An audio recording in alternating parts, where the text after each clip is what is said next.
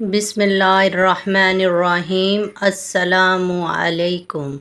دشمن سے حفاظت کے لیے حضرت ابو موسیٰ رضی اللہ تعالی عنہ فرماتے ہیں کہ جب نبی کریم صلی اللہ علیہ وآلہ وسلم کو کسی قوم سے خطرہ محسوس ہوتا تو آپ صلی اللہ علیہ وآلہ وسلم یہ کلمات پڑھا کرتے تھے، اور وہ کلمات یہ ہیں: اللہم انا نجعلک فی نحورہم ونعوذ بک من شرورہم۔ اللہم انا نجعلک فی نحورہم ونعوذ بک من شرورہم۔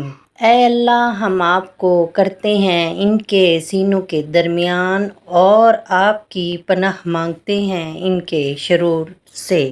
اللہ تعالیٰ آپ کی اور ہم سب کی دشمن سے حفاظت فرمائے اور اللہ اپنے حفظ و امان میں رکھے۔ دعاؤں میں یاد رکھیے گا۔ اگر آپ نے ابھی تک میرا چینل سبسکرائب نہیں کیا تو پلیز میرے چینل کو سبسکرائب کر دیں۔